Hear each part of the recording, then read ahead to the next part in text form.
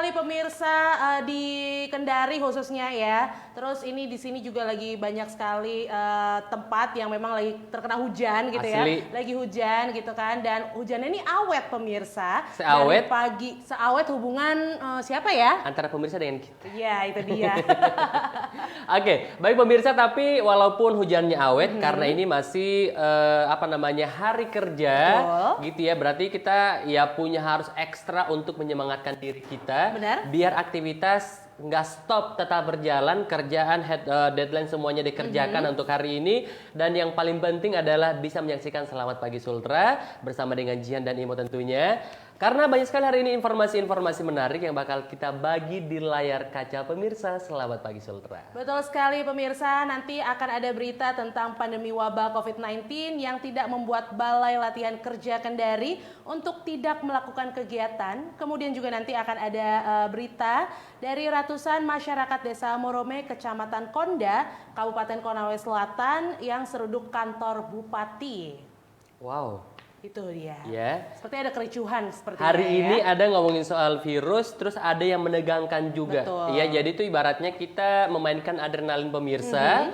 Kalau games mungkin atau permainan kayak lagi main roller coaster gitu Oh ya. iya, naik turun muter-muter dulu gitu pemirsa ya. Biar Oke. static moodnya tuh naik turun. Betul. Gak enak juga kalau cuma datar doang kan. Betul sih, setuju deh sama kamu. Life is never flat ya kan.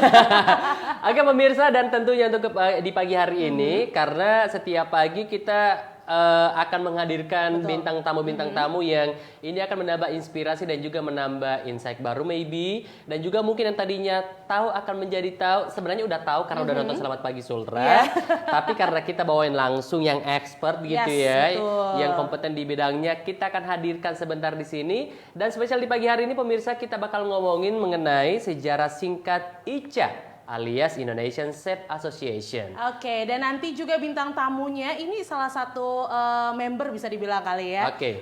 Dari Indonesian Chef Association. Oke, nanti kita hadirkan, penasaran seperti apa wujudnya, yang pastinya punya hidung, punya mata, sama kayak kita ya. Betul sekali. Tapi pemirsa, sebelum kita bertemu dengan narasumbernya, kita ke berita pertama dulu kali ya. Dan di berita pertama hari ini adalah tentang pandemi wabah COVID-19 yang tidak membuat Balai Latihan Kerja Kendari untuk tidak melakukan kegiatan. Dan saat ini terus melakukan berbagai pelatihan berbasis kompetensi, di antaranya pelatihan komputer operator assessment, kemudian juga pengelolaan administrasi perkantoran dan tata kecantikan. Dan satu di antara lima ini adalah alumni. Balai Latihan Kerja Kendari hingga saat ini masih konsisten mempertahankan manuvernya dalam memberikan pelatihan kepada masyarakat kota Kendari, walaupun di tengah penyebaran COVID-19 yang kian mewabah di bumi Anoa. Kali ini BLK Kendari kembali memberikan ruang bagi masyarakat kota Kendari melalui pembukaan pelatihan berbasis kompetensi yang telah masuk pada tahap ke-8.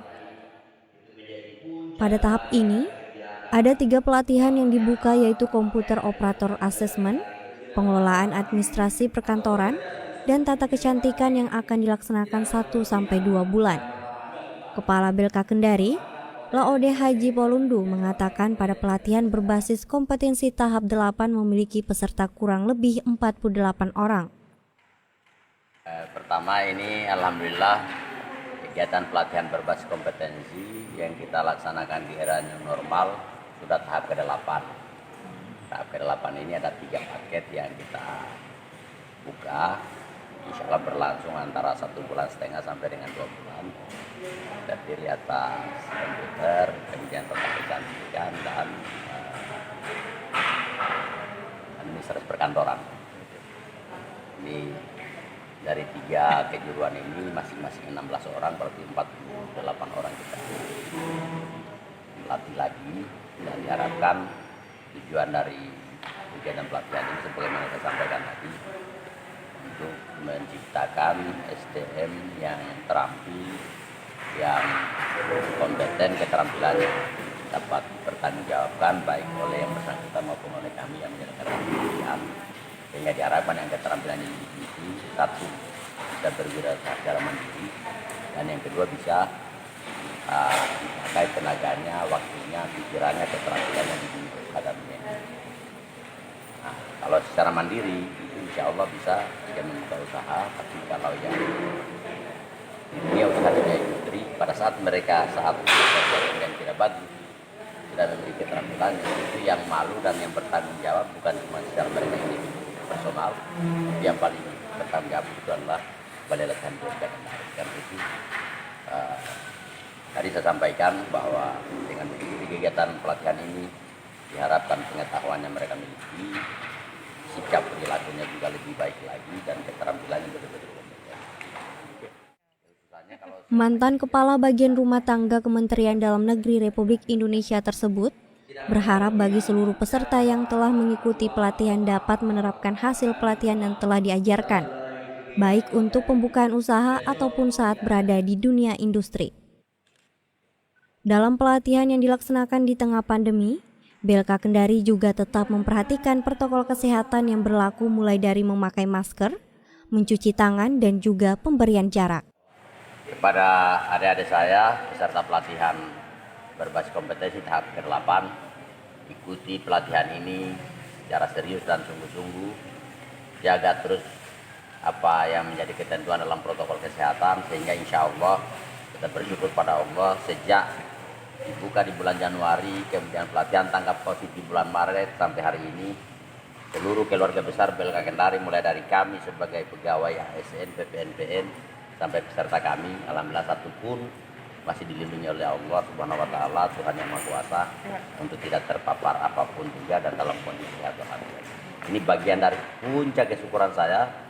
Di tengah pandemi saya menyelenggarakan kegiatan 432 orang saya latih tanggap COVID dengan penuh kekhawatiran, tapi karena niat kita tulus baik untuk bagaimana prinsip pelatihan yang lalu untuk tanggap COVID itu berlatih, produksi, beramal, berdaya. Selesainya berlatih bagaimana kita latih anak-anak, produksi menghasilkan masker, wastafel, dan makanan siap saji, beramal dibagikan secara gratis kepada masyarakat, dan berdaya pulang dari pelatihan mereka ada uang transport dan uang saku. Untuk diketahui, BLK Kendari selama pandemi telah memberikan kontribusi nyata melalui program tanggap COVID-19 dan juga pelatihan berbasis kompetensi yang menimbulkan banyak dampak positif, baik dalam menangkal penyebaran COVID dan transfer keilmuan. Dari Kendari, Taswin Tahang, Megdo TV melaporkan. Baik pemirsa, kalau tadi dari BLK Kota Kendari, sekarang kita menuju di Kabupaten Konawe Selatan, tepatnya ini di Desa Morome, ya, di mana ratusan masyarakat Desa Morome, Kecamatan Kondak, Kabupaten Konawe Selatan, ini seruduk kantor bupati pemirsa. Mereka meminta kepada Bupati Konawe Selatan, Surunudin Dangga, untuk segera memberhentikan salah seorang kepala desa dari jabatannya terkait dugaan korupsi. Dan berikut berita selengkapnya. Ratusan pengunjuk rasa memadati kantor Bupati Konawe Selatan pada 7 September 2020. Mereka menuntut agar salah seorang kepala desa dicopot dari jabatannya karena diduga korupsi dana desa pada tahun 2016 hingga 2020. Dan dugaan korupsi dana desa dari tahun 2016 sampai tahun 2020. Masa menilai salah seorang kepala desa tidak transparan dalam menetapkan peraturan desa dan anggaran pendapatan belanja desa, serta tidak bisa meningkatkan perekonomian desa. Demonstran juga enggan pulang meninggalkan kantor bupati apabila belum bertemu dengan bupati untuk segera mengeluarkan surat keputusan atau SK pemberhentian Kades. Kepada Bupati Konawe Selatan dan masyarakat meminta untuk diperiksa dan diberhentikan bawang sebagai kepala desa Morome.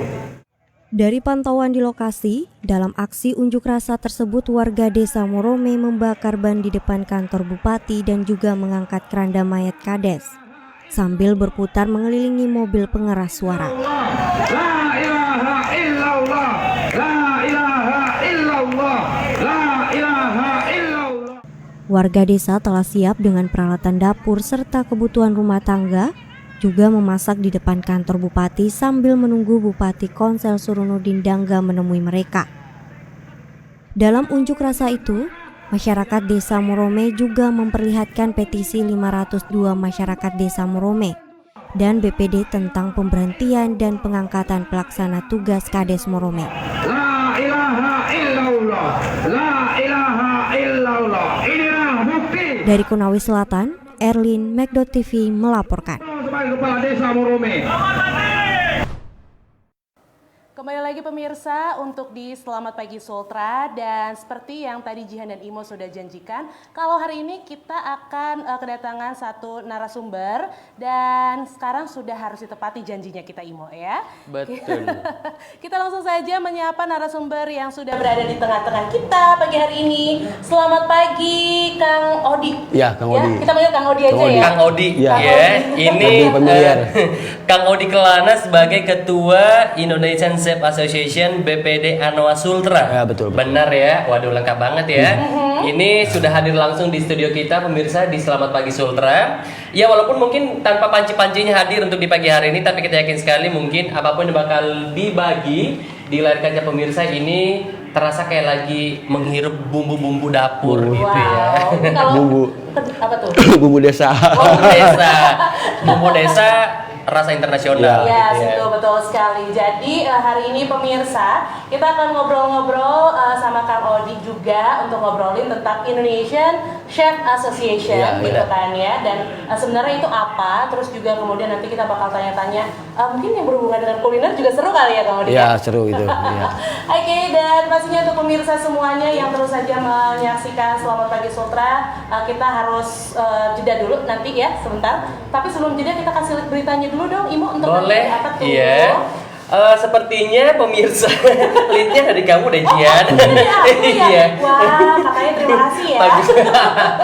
Oke pemirsa, hari ini kita buat relax aja ya, betul. karena memang ada chefnya ya. Kita nggak bakal membuat kompor meleduk di sini, Oh, iya dong. karena kita bakal bikin meledak semangatnya di pagi hari ini Wow. dengan hadirnya dan juga mungkin beberapa efek ya. Ini segala sesuatunya yang kita udah buat di setting sedemikian rupa. Ini tuh berasa real banget gitu efeknya ya. Oke pemirsa, nanti kita akan ngobrol-ngobrol sama Kang Odi. Tapi sebelumnya kita akan ke jeda dulu nih pemirsa. Tapi nanti setelah jeda kita akan sama-sama menyaksikan berita tentang sekitar 12 tahun vakum dari dunia musik. Kini band asal Kabupaten Kolaka hadir kembali dengan karya-karya yang masih tetap memukau para pendengar. Seperti apa beritanya nanti kita akan saksikan setelah yang melewat berikut ini.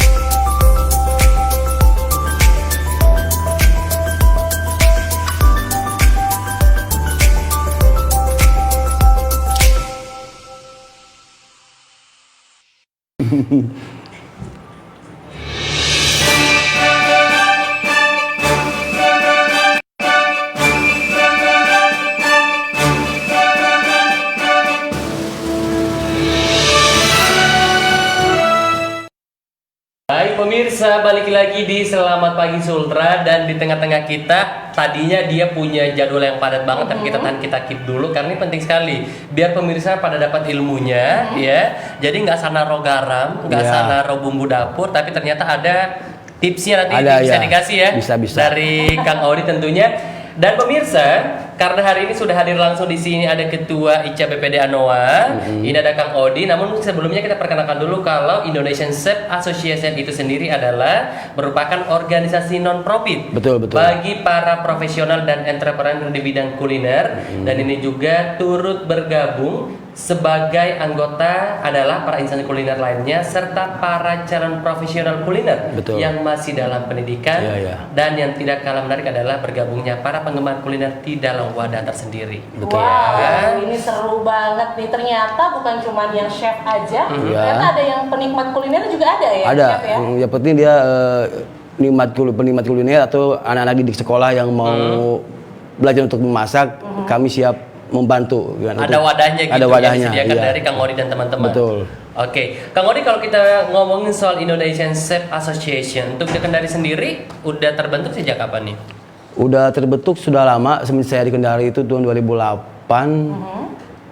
Sudah ada mungkin 3 kali penggantian kepemimpinan ya. Yang pertama Chef Yusuf Nusi dari Hotel Clarion dulu, terus ke Chef Warso dari Hotel Swiss. Dan sekarang beliau udah pada pindah keluar Kendari, jadi saya masih di Kendari. Akhirnya saya yang kena getah untuk memegang pimpinan. Tapi kalau yang ini getahnya yang baik Kang Odi. Mudah-mudahan. Biasanya kalau getah kan tuh noda gitu ya. Betul. Tapi kalau ini adalah getah yang baik karena bisa jadi pemimpin. Dan semoga mungkin yang kepemimpinan dari Kang Odi untuk di Ketua ICA ini bisa membuat khususnya kuliner di Kendari semakin terangkat lagi dan dikenal di halayak umum. Betul gitu kan. sekali. Nah, kalau misalnya tadi Kang Odi cerita tentang yang di Sulawesi Tenggara gitu ya, di Kendari. Ini ada di seluruh Indonesia atau gimana nih Kang Odi? Ya, ICA itu kan tahun 99 banyak sekali perkumpulan chef. Ada BCA, Bandung Chef Asosiasi, dari Balinya, Sumatera semua.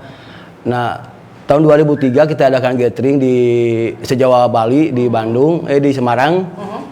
Nah, kita bentuk nih jadi satu wadah yaitu ICA. Namanya ICA, tapi Indonesia. udah mulai ada dari tahun 99 itu. Iya, tapi bukan ICA namanya. Iya.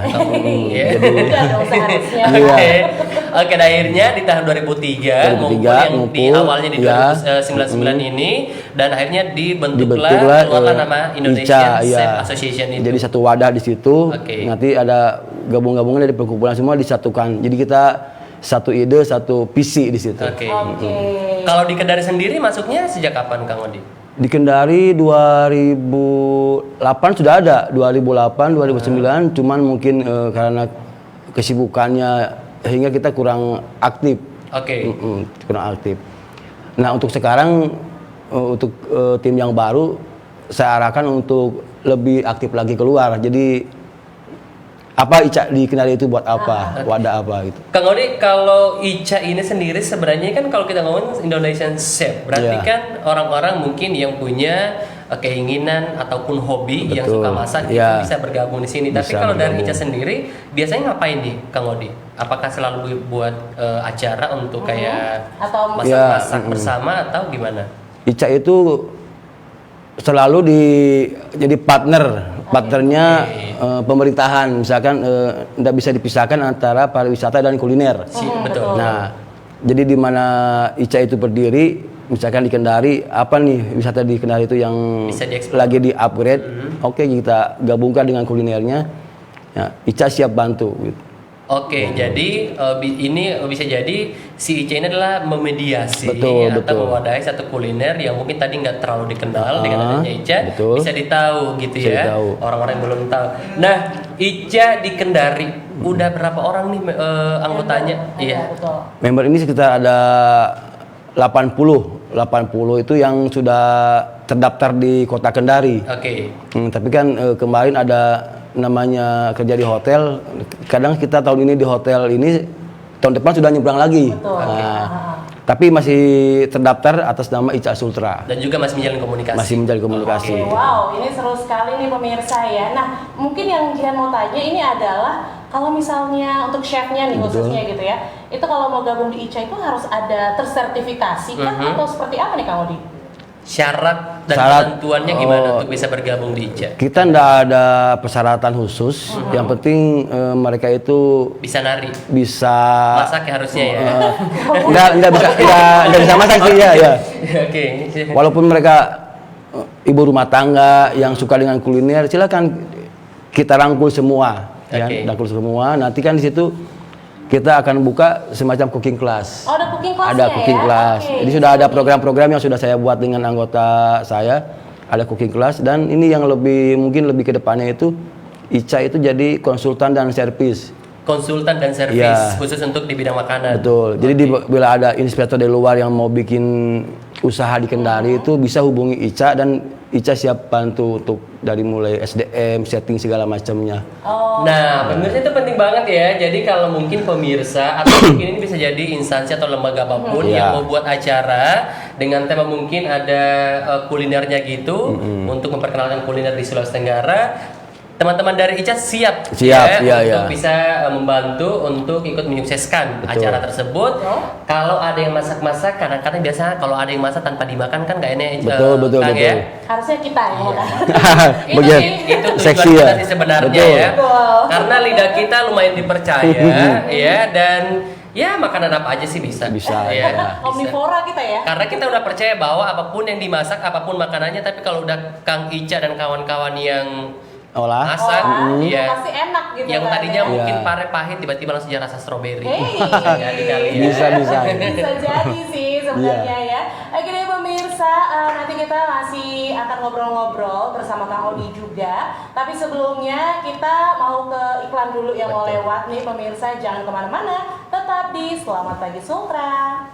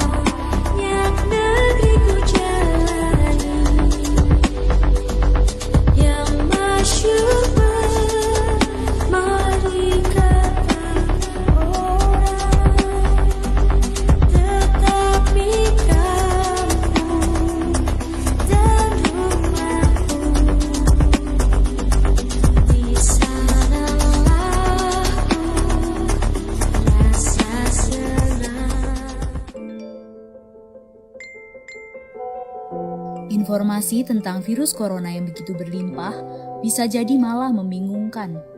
Maka dari itu, kita memerlukan protokol kesehatan yang alurnya jelas, sederhana, dan mudah dipahami.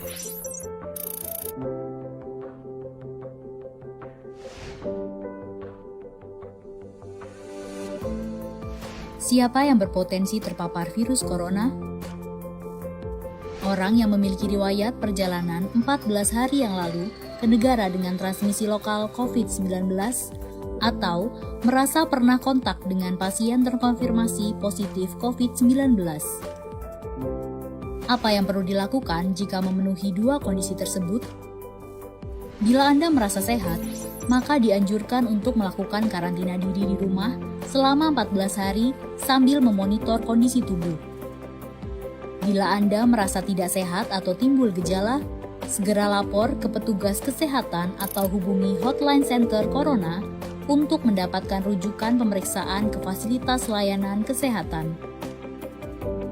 Gejala apa yang perlu diperhatikan? Demam melebihi 38 derajat Celcius, batuk atau pilek, sakit tenggorokan, sesak atau gangguan pernafasan. Apakah perlu langsung datang ke layanan kesehatan? Apabila gejalanya ringan, utamakan menghubungi hotline center corona atau rumah sakit rujukan terdekat untuk mendapatkan informasi mengenai langkah selanjutnya.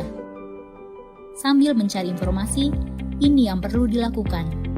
Tetap hindari keluar dari rumah, istirahat yang cukup, banyak minum air putih dan makan makanan bergizi, mempraktekkan kebiasaan bersih seperti cuci tangan, dan membersihkan area-area yang tersentuh permukaan tangan. Gunakan masker agar percikan dari batuk atau bersin tidak mengenai orang lain, bahkan di dalam rumah sekalipun. Kapan harus mencari bantuan medis tambahan? Bila gejala yang dirasakan cukup parah. Misalnya, sesak nafas berat, atau apabila Anda dalam klasifikasi kelompok rentan karena berusia lebih dari 60 tahun, memiliki penyakit kronis seperti diabetes, hipertensi, gangguan imun, ada riwayat sakit pernafasan, dan lainnya. Apa yang perlu dilakukan bila gejala berlanjut dan harus ke fasilitas kesehatan? Gunakan masker saat keluar rumah. Praktekkan etika batuk dan bersin yang benar dengan menutup dengan siku atau tisu. Hindari menggunakan transportasi publik. Bagaimana tahapan screening pasien di fasilitas pelayanan kesehatan? Sebelum memberikan perawatan, tenaga kesehatan di fasilitas layanan kesehatan akan melakukan screening. Jika tidak memenuhi kriteria pasien dalam pengawasan atau PDP COVID-19, maka akan dirawat inap atau rawat jalan tergantung diagnosa dan keputusan dokter. Jika memenuhi kriteria pasien dalam pengawasan COVID-19, maka akan dirujuk ke salah satu rumah sakit rujukan, didampingi oleh tenaga kesehatan yang menggunakan alat pelindung diri atau APD. Di rumah sakit rujukan, spesimen pasien diambil untuk pemeriksaan lab dan pasien akan ditempatkan di ruang isolasi. Spesimen dikirim ke Badan Penelitian dan Pengembangan Kesehatan atau Balitbangkes di Jakarta. Hasil pemeriksaan pertama akan keluar dalam 24 jam. Jika hasilnya negatif, pasien akan dirawat sesuai dengan penyebab penyakit. Jika positif, maka pasien akan dinyatakan sebagai penderita COVID-19, diambil sampel setiap hari, dan baru akan keluar dari ruang isolasi jika pemeriksaan sampel 2 kali berturut-turut hasilnya negatif. Itulah informasi dan protokol kesehatan untuk masalah COVID-19 yang perlu diikuti oleh masyarakat. Sakit akibat virus corona dapat disembuhkan. Namun begitu, lebih baik mencegah dan tidak menularkan kepada mereka yang lebih rentan.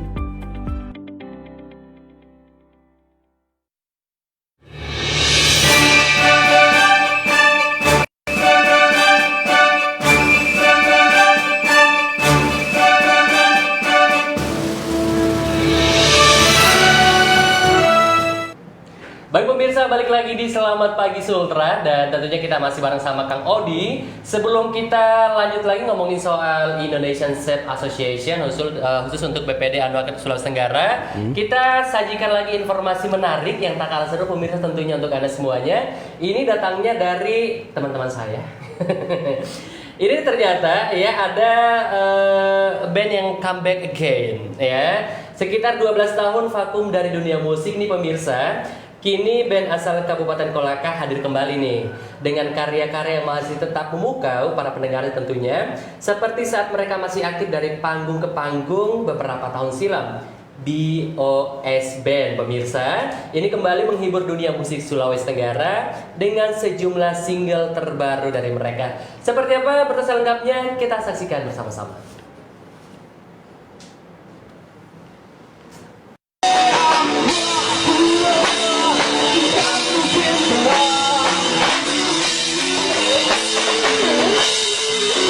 Kita panggil BOS Band. Cari rasa yang hilang bersamamu di setiap malamku. Kreativitas dan hobi adalah dua hal yang susah untuk dihilangkan dari kehidupan seseorang. Bermusik salah satu bentuk hobi yang masuk dalam dunia kreativitas. Bagaimana menghasilkan karya yang mampu menghibur banyak orang menjadi target utama dari sebuah karya musik itu sendiri.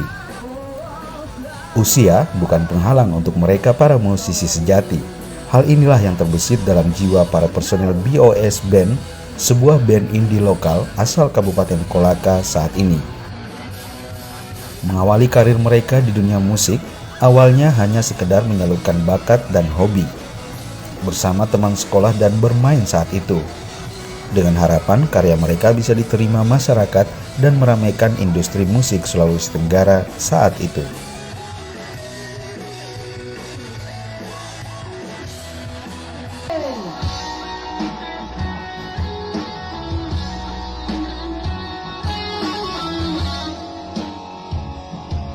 Itu awal mula berdirinya kurang lebih tahun 2004 itu bos sebenarnya bukan bos tapi BOS itu artinya beside of sea, yang teman-teman bikin itu yang penggagasnya itu nama Reza, ada Salim, ada Sandi.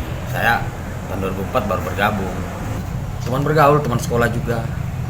Teman sekolah kebetulan memang pada waktu tahun-tahun itu lagi booming-boomingnya festival musik.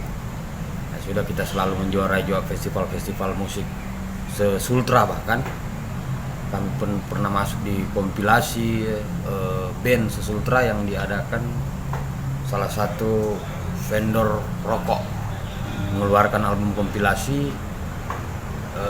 Kami salah satunya perwakilan dari Kolaka yang masuk. Setelah 12 tahun, kurang lebih 12 tahun, kita sama sekali ada yang beberapa orang kita sama sekali tidak ada kontak. Mungkin ya masing-masing sudah berkeluarga, sudah punya tanggung jawab, sudah punya pekerjaan. Begitupun saya pindah ke kota Kendari, mereka masih di Kolaka.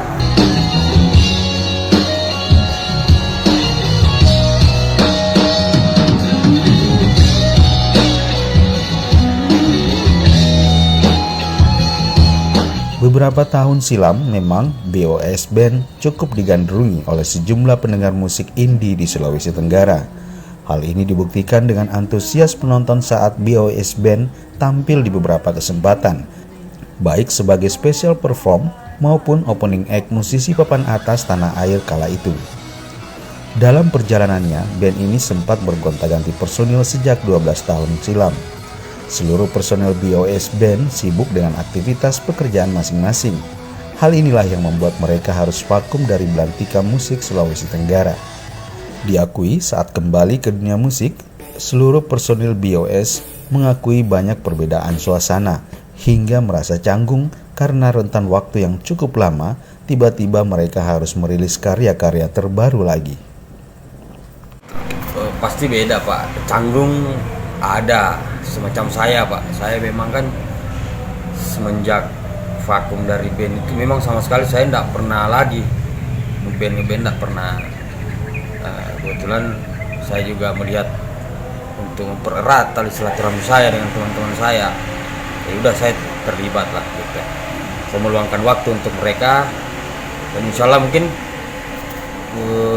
dalam waktu dekat ini kita akan keluarkan single kedua lagi. Video klipnya lagi digarap sama produsernya. Kita akan keluarkan lagi single kedua kita. Tidak tanggung-tanggung, kehadiran kembali BOS Band asal Kolaka ini dibarengi dengan peluncuran video klip single mereka yang bertajuk Malaikat Cinta. Menggandeng seorang aktris asal Kolaka yang juga pernah memerankan salah satu film layar lebar asal Makassar, penggarapan video klip Malaikat Cinta cukup menarik perhatian publik. Hal ini dibuktikan dengan ribuan penonton yang menyaksikan video klip Malaikat Cinta di channel YouTube hanya dalam waktu kurang dari sepekan. BOS Band tentu memiliki harapan dan semangat tersendiri, sehingga ingin kembali meramaikan belantika musik saat ini. Harapan BOS Band, kehadiran mereka kembali setelah vakum belasan tahun, bukan hanya sekedar reuni semata, namun bisa melangkah lebih maju, bahkan siap berjuang untuk mencapai level lebih tinggi, yaitu mampu masuk di belantika musik nasional. Kalau melihat dari tahun ke tahun, warna musik itu kan selalu berbeda-beda, genrenya berbeda-beda, tapi kami tetap mempertahankan genre musik kami sendiri, membawa karakter musik kami sendiri. Harapan kami ya, kami cuma mengikuti zaman saja. Ketika itulah saya bilang tadi, ketika mungkin ada rezeki untuk teman-teman go nasional ke sana, saya pasti support kok. Saya pasti support dan saya alhamdulillah. Nah, kami kan juga memang kami berlima ini jiwa musisi kami ini sebenarnya tidak bisa hilang, makanya kami salurkan, kami keluarkan. Entahlah mungkin bisa membawa nama khususnya Kabupaten Kolaka atau Sulawesi Tenggara, yang alhamdulillah itu harapan teman-teman juga seperti itu harapan. Usia memang bukan penghalang bagi jiwa-jiwa seniman dalam menghasilkan karya-karya terbaik. Musisi memiliki jiwa dan sentuhan tersendiri dalam memaknai kehidupan yang dilantunkan dalam syair lagu. Apapun aktivitasnya, apapun pekerjaannya, jiwa seni bagi seorang musisi sejati akan tetap hidup dalam jiwa-jiwa mereka.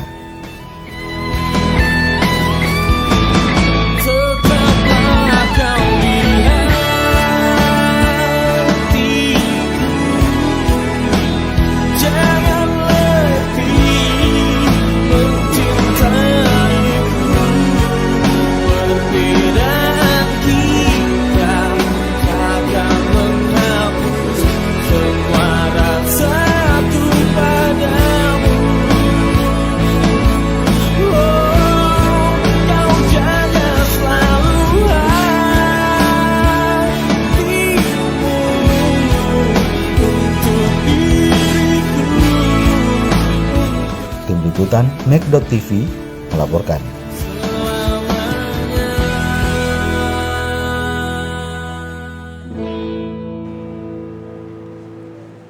Baik pemirsa, sudah puas menonton BOS alias BOS Band ya, Malaikat Cinta. Nanti jangan lupa langsung aja kunjungi di channel YouTube mereka dan like, subscribe dan di-share ke seluruh penjurnya, bahkan mungkin sampai akhirat boleh. Wow.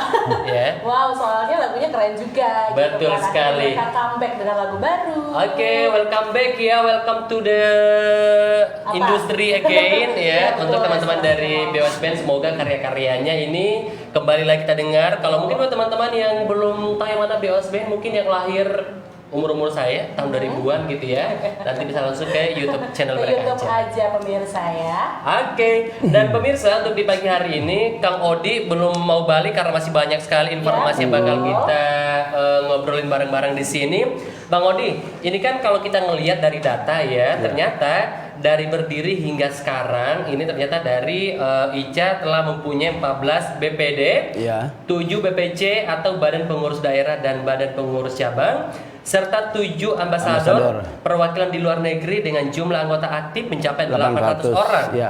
Lebih dan anggota pasif juga pengikut lebih dari 1000 orang. Ya. Banyak banget Kang Odi. Cukup besar ya Kang Odi ini ya. ya. Ini kan kita global nasional. Jadi induknya SEP itu di situ semua kumpul. Oke. Jadi di situ ada yang domisili di Indonesia, dia kerja di luar, kayak di ICA New Zealand, di Jepang, tersebar lah di mana-mana gitu. Makanya sampai 1000 orang. Iya. Ya, ini banyak banget ya.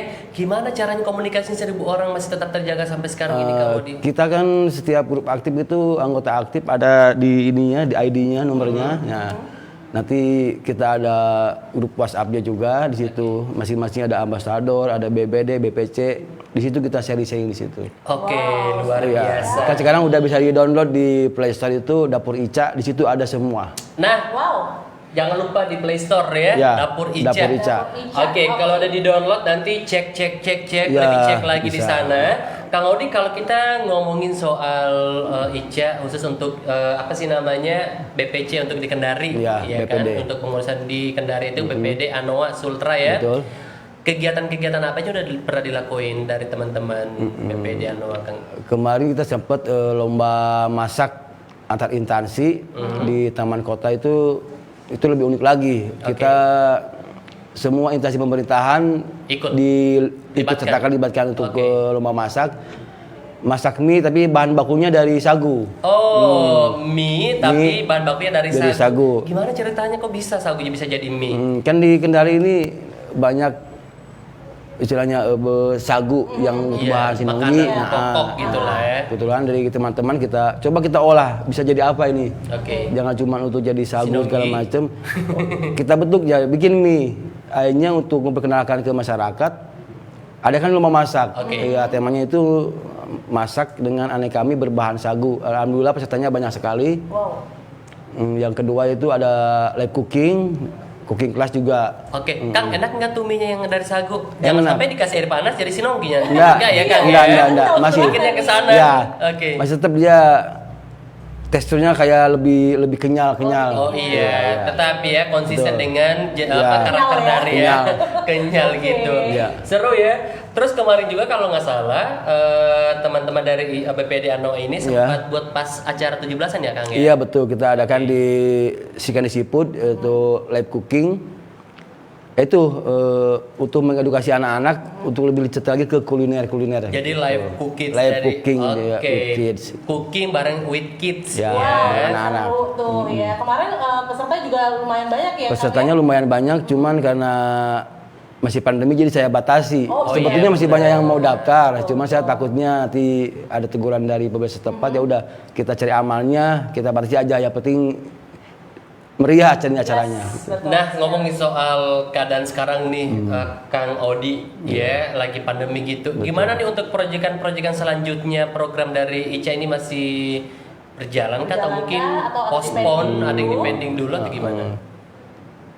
Mungkin untuk event-event besar, saya sudah koordinasi dengan pihak Dinas Pariwisata. Untuk event-event besar kita di pending dulu karena ada keterbatasan peserta. Jadi untuk event-event kecil kita masih tetap akan kita jalankan. Itu ya. Yang paling penting adalah tetap menjalin komunikasi dan juga tetap support. Yang paling penting adalah ngomong soal kuliner nih pemirsa ya. Jadi dari ICA BPD Anoa sendiri ini adalah mereka hadir untuk salah satu fungsinya mungkin memperkenalkan kuliner Kendari. Yang seperti yang tadi yang kita tahu bahwa ternyata sagu itu nggak hanya bisa diolah dengan satu macam aja, tapi ternyata bisa diolah dengan berbagai macam makanan gitu. Contohnya tadi ada mie.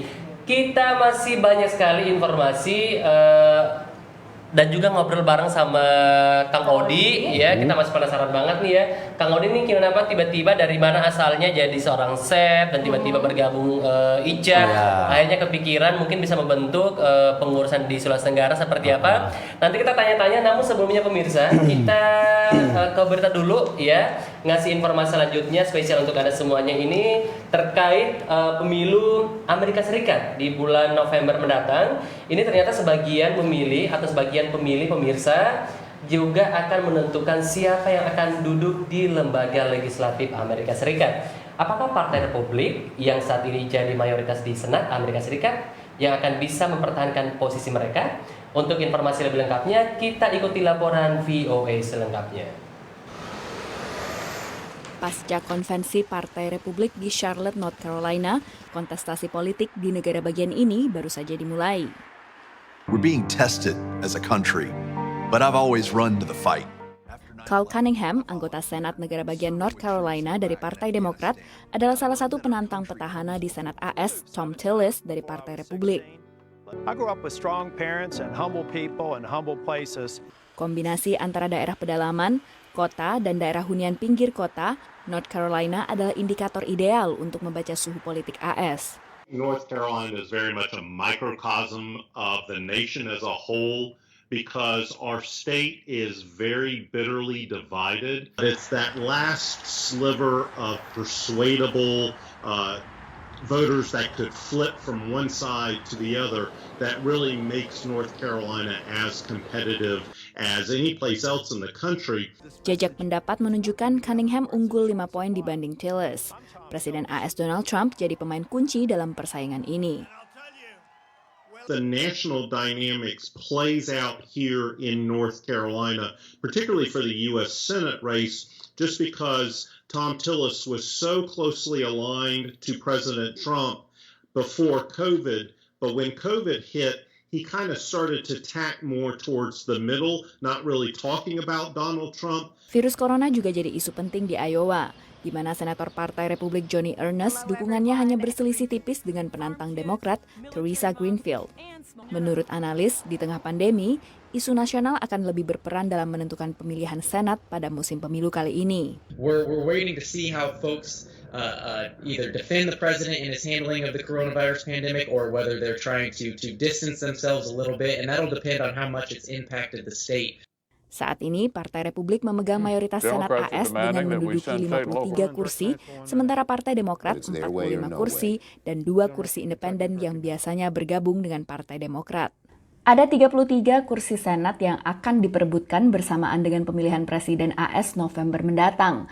2 kursi Senat diperebutkan dalam pemilihan luar biasa, yaitu di Arizona mengikuti meninggalnya John McCain pada 2018 lalu, dan di Georgia karena pengunduran diri Johnny Isakson dengan alasan kesehatan. Ke-35 senator yang terpilih ini nanti akan mengabdi hingga 2027 untuk masa jabatan selama 6 tahun. Di negara bagian Maine, Susan Collins yang dikenal dengan pilihannya untuk mengonfirmasi Jaksa Agung Brett Kavanaugh dan membebaskan Trump dalam sidang pemakzulannya awal tahun ini, tertinggal dari Sarah Gideon yang berhasil menggalang kas kampanye jutaan dolar berkat pilihan kontroversial Collins tersebut.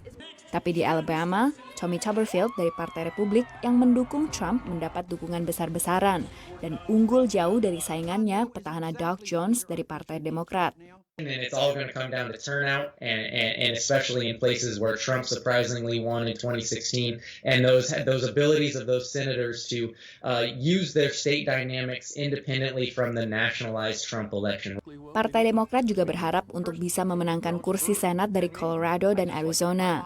Bila itu terjadi, maka Partai Demokrat bisa merebut suara mayoritas Senat. Demikian laporan VOA. Baik pemirsa, nanti kita masih ngobrol-ngobrol sama Kang Odi. Tentunya masih banyak informasi yang akan kita bagikan di layar kaca pemirsa. Namun setelah jeda iklan berikut ini, kita akan kembali. Ini datangnya masih dari mancanegara.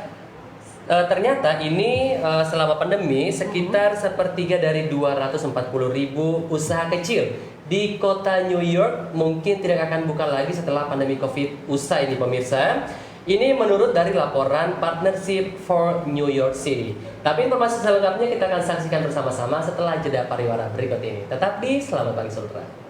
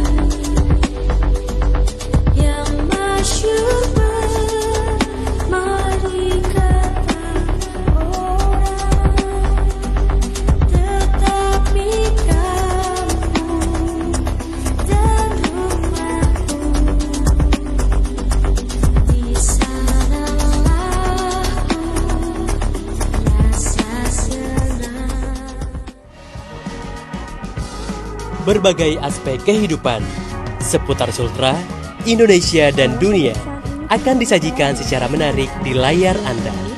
Menemani malam Anda, Make News Malam akan hadir Senin hingga Jumat pukul 20 waktu Indonesia Tengah. Program ini bisa Anda saksikan melalui website Mek.tv, fanpage Facebook, dan YouTube Media Kendari. Mek.tv, sahabat informasi Anda.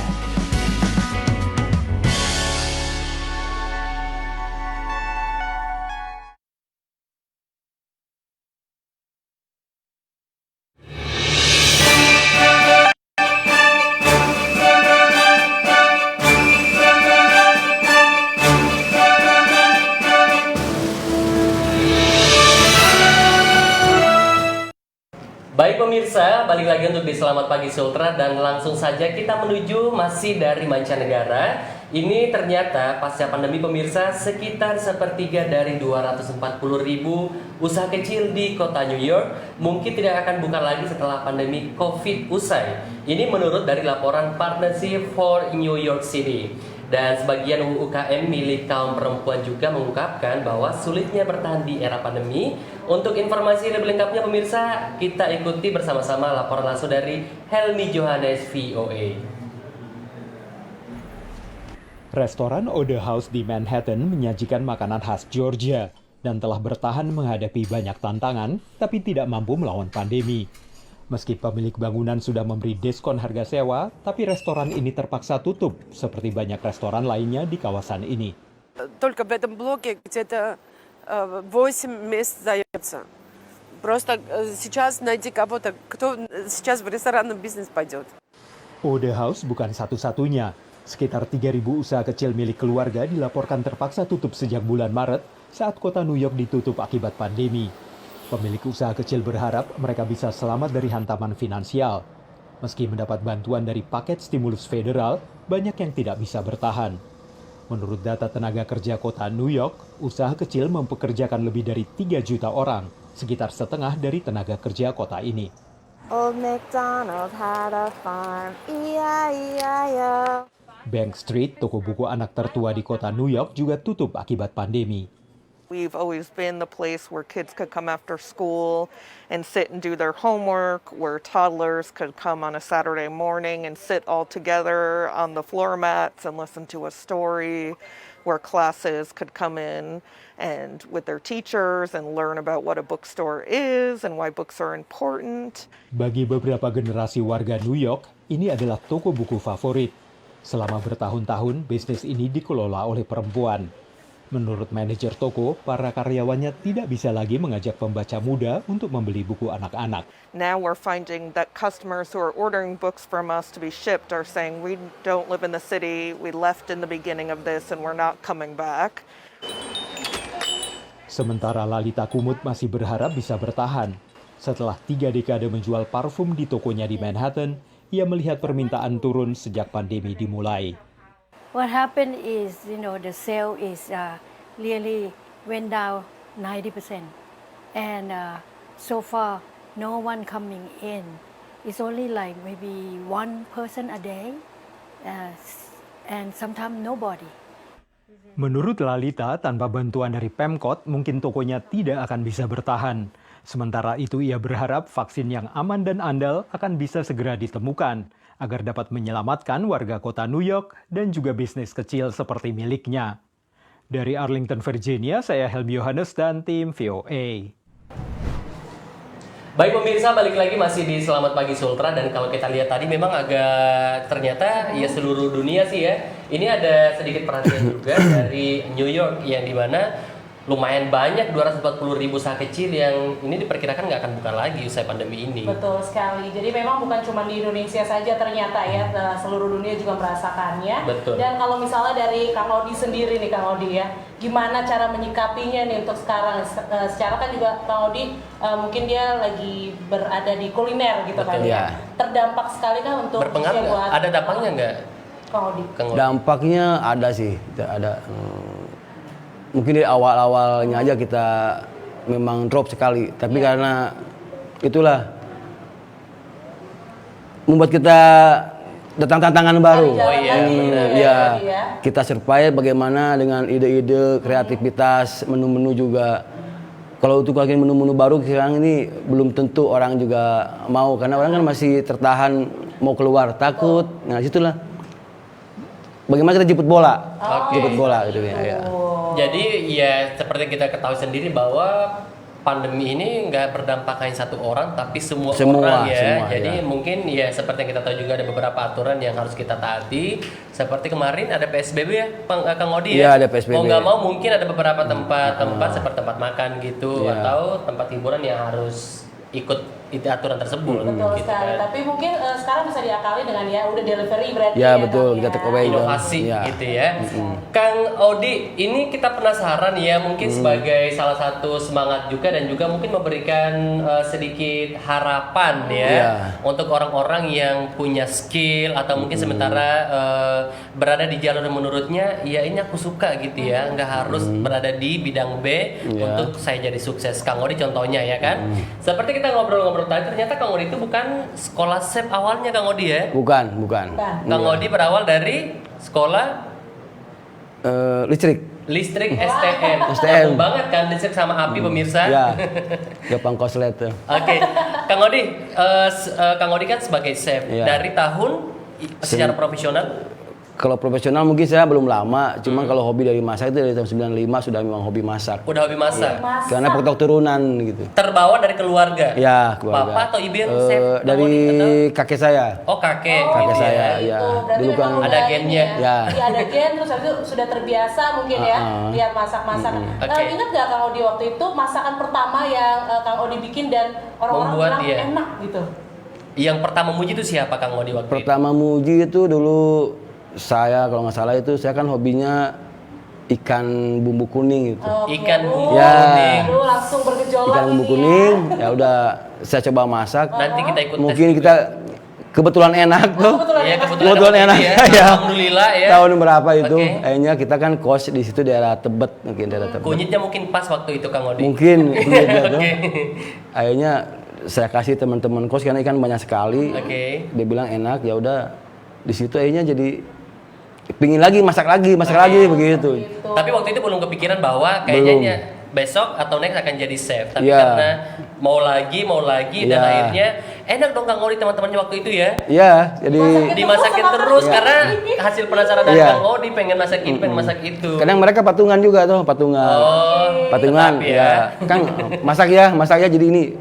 Saya lupa ke apa istilahnya ke kampung. Jadi masaknya di situ saja gitu. Oke, dan akhirnya Ya. perjalanan masak ini, masak Iya. itu akhirnya Iya. waktu itu Kang Odi akhirnya ada Kang Odi sendiri yang percaya diri bahwa harusnya ini bisa jadi profesional atau ada yang menawarkan atau gimana? Dulu kan ibu saya juga buka warung makan di Bandung. Nah, dia sempet capek, saya disuruh handle. Udah aja kamu aja yang jalankan di rumah makan. Ya udah situ saya. Dari situ tapak pertama. Iya, saya apa ibu saya masak, saya minta resepnya. Jadi tiap hari itu dimasak itu tuh. Oke. Itu masih ada nggak? Maksudnya rumah makanannya masih ada nggak di Kang Odi? Sekarang masih ada, masih berdiri. Kita minta alamatnya nanti ya. Iya, minta alamat Iya. nanti diselok aja Kang Odi. Iya, siap. Kang Odi, kita ini ngomong aja masakan favorit Kang Odi. Ada Iya, nggak? apa tuh? Itu tadi Bumbu kuning? Bumbu kuning. Iya, Karena bumbu. itu adalah pertama Pertama saya masak itu, pertama masak. Kita akan percaya kalau nanti Kang Odi buat ya bumbu kuningnya nanti. Boleh, kita boleh, kita ya. Kita hadir setiap hari Senin sampai Jumat jam 8 pagi. Kode nih Siap. Kang, bener. Kita ada berapa Iya. tim di sini Kang Odi? Kita rasa yang bumbu kuningnya yang itu Iya, ya. siap, saya kasih bumbu. Kalau di Kendari sendiri Kang Odi favorit kuliner di sini? Saya di sini dulu pertama ke Kendari, mungkin lidah saya nggak biasa dengan ikan laut. Di Bandung kan Tawar. lebihnya ke ikan tawar. Oke. Jadi saya kalau makan itu lebih memilih ikan goreng. Oke. Tapi setelah kelamaan Akhirnya nyaman. Oh ini palu mara. Oh jadi Oh iya ya, benar. Itu enak banget sih. Ya, enak. Oke, wow. Kalau bisa menunjuk beberapa makanan di Sulawesi Tenggara, makanan khasnya, ada nggak favoritnya dari Kang Odi? Favorit saya itu ikan bakar aja sama palu mara itu. Ikan bakar, Palu semua mara. jenis? Iya. Oke, berarti Mujair bisa Itu dia kan ke air tawar udah biasa tuh. Kalau ini yang Asinnya mungkin kayak hiu kali ya Kang ya. Hei kamu. Ada hiu kan kita ya. Sirip hiu, ada sirip hiu. Oke, di sini lebih ikan putih lah istilahnya ya. Jadi untuk pemirsa mungkin sekedar kita informasikan kalau Sulawesi Tenggara itu adalah daerah kepulauan di mana semuanya seafood ikannya tuh segar semuanya ya Kang ya. Segar, fresh. Jadi kalau makan di sini jangan heran kalau rasanya beda. Ya kan. Apalagi bisa dikelola atau dimasak oleh chef dari Kang Odi dan teman-teman dari Anoa Sultra, Sultra gitu ya. Oke, Kang Odi terima kasih sudah hadir langsung di sini. Sebenarnya pemirsa kita mau nunjukin satu mungkin masakan dari Kang Odi. Ini lagi-lagi dari tadi masuk terus ya. Mau nunjukin satu makanan yang dimasak dari BPD Sultra tapi karena dengan alasan kompornya belum nyala ya. Mungkin kita bilang aja kita masih nunggu. Ingat ya, dari hari Senin sampai Jumat jam 8 pagi kita di studio sampai jam 10. Betul. Tim SPS alias Selamat Pagi Sultra ada sekitar 7 orang Kang Odi. Ya, jadi Kang Odi bisa lah ya, bisa menerka-nerka berapa porsi nanti yang akan dibawa. Oh iya, siap. Kita lebih ke nasi sih Kang Odi. Kadang-kadang kita kayak Kang Odi tahu nggak brunch?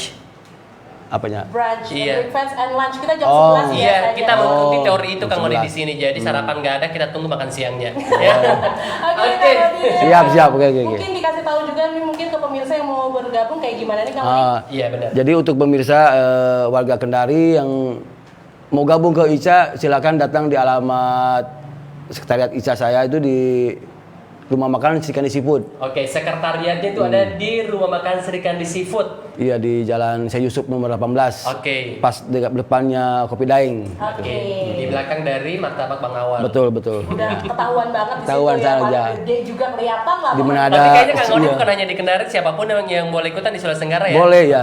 Siap. Jadi mungkin yang berdomisili di Sulawesi Tenggara bukan hanya di Kendari tapi dimanapun kalau mau gabung gitu ya, mungkin memperdalam skill lagi sambil sharing gitu ya sama teman dari BPD Anoa Sultra ini bisa langsung ke sekretariat ya, sekali lagi di Rumah Makan Serikandi Seafood. Kang Odi sekali lagi makasih Kang Odi. Siap, sama-sama.